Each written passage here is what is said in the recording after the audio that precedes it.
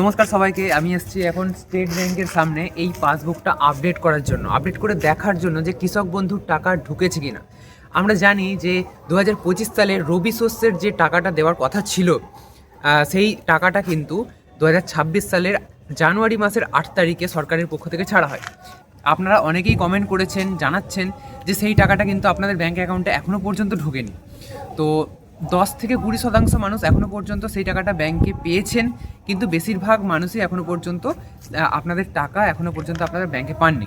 এবারে কেন এত লেট হচ্ছে, কবে টাকা পাবেন, সমস্ত কিছু, জেলা ভিত্তিক কবে পাবেন না পাবেন, সমস্ত কিছু আজকের এই ভিডিওতে ডিটেলসে জানাবো। কিন্তু তার আগে আমার বাবাও কৃষক বন্ধুর টাকা পান, তো সেই জন্য আমি স্টেট ব্যাংকে এসেছি এবং স্টেট ব্যাংকে আমি দেখতে চাই যে আমার বাবার কৃষক বন্ধুর টাকা ঢুকেছে কি না। আমি পূর্ব বর্ধমান জেলা থেকে আমি ভিডিওটা করছি এবং তাহলে আপনারা জানতে পেরে যাবেন যে পূর্ব বর্ধমান জেলাতে এই টাকাটা ক্রেডিট হয়েছে কিনা কৃষকদের অ্যাকাউন্টে। তো চলুন আগে আমার বাবার এই পাসবুকটা আপডেট করে তারপরে দেখি যে টাকাটা ঢুকেছে কিনা। যদি ঢোকে তাহলে ভালো কথা, যদি না ঢোকে তাহলে কেন ঢুকছে না, কবে ঢুকবে, এই সমস্ত নিয়ে সমস্ত কিছু বৃত্তান্ত আপনাদের সাথে শেয়ার করব। তো চলুন দেখে নেওয়া যাক যে পাসবুকটা আপডেট করে টাকা ঢুকেছে কিনা।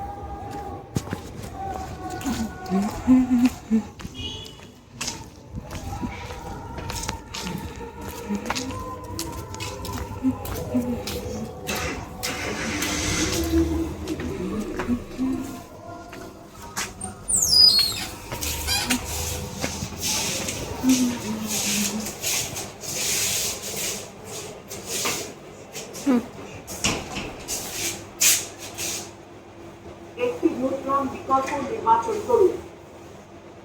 পাসবুকটি শেষ বা বিল প্রিন্টারের মাধ্যমে একটি নতুন পৃষ্ঠার সন্নিবেশ করুন।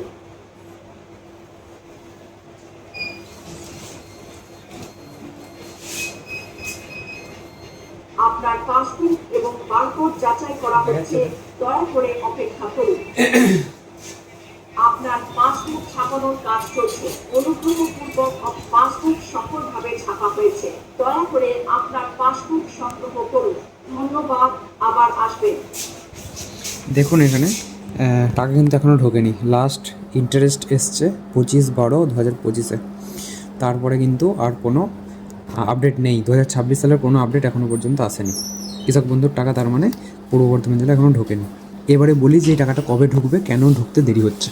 তাহলে আপডেট করে কি দেখা গেল যে টাকা এখনও পর্যন্ত কিন্তু কৃষক বন্ধুর টাকা ঢোকেনি।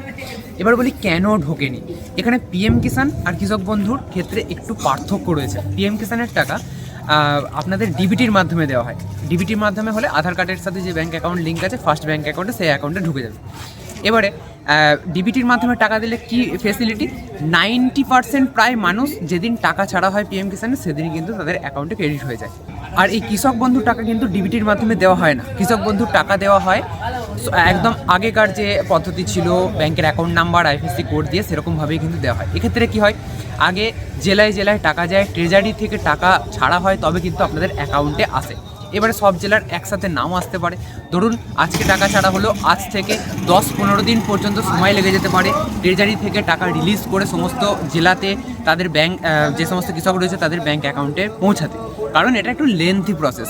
পিএম কিষাণ কিন্তু তাড়াতাড়ি একদম তুরান্ত হয়, কিন্তু কৃষক বন্ধুর ক্ষেত্রে কিন্তু এই পুরো ব্যাপারটা আলাদা। সেই জন্যেই আপনাদের এই টাকাটা ঢুকতে এতটা লেট হচ্ছে। আর আপনাদের বলবো আপনারা একটু ধৈর্য ধরুন, আপনাদের টাকা আর 5 থেকে 10 দিনের মধ্যে হাইয়েস্ট, তার মধ্যে কিন্তু আপনাদের অ্যাকাউন্টে ঢুকে যাবে। আমরা অতীতেও দেখেছি যে কৃষক বন্ধুর টাকা ছাড়া হলে তারপর থেকে 10-15 দিন সময় লেগে যায় আপনাদের ব্যাঙ্ক অ্যাকাউন্টে ক্রেডিট হতে। তাই আপনাদের বলবো আপনারা এবারেও একটু অপেক্ষা করুন। এবারে অলরেডি টাকা ছাড়তে দেরি করেছে, 2025-এর টাকা আপনারা 2026-এ পাচ্ছেন, তবু খুব একটা দেরি হয়নি, 8 দিন মাত্র দেরি হয়েছে। তো যাই হোক, আপনাদের টাকা খুব তাড়াতাড়ি আপনাদের ব্যাঙ্ক অ্যাকাউন্টে ঢুকে যাবে। আপনারা একটু ধৈর্য ধরুন। আজ থেকে আপনারা 5-7 দিন পরে আপনারা আবার ব্যাংকের যে পাসবুক সেটা আপডেট করবেন, বা আপনারা ফোনপে গুগল পের মাধ্যমে ব্যালেন্স চেক করতে পারেন, মিনি স্টেটমেন্ট চেক করে দেখতে পারেন। তো সেগুলো চেক করে আপনারা দেখতে পারেন যে আপনাদের টাকা ঢুকেছে কিনা।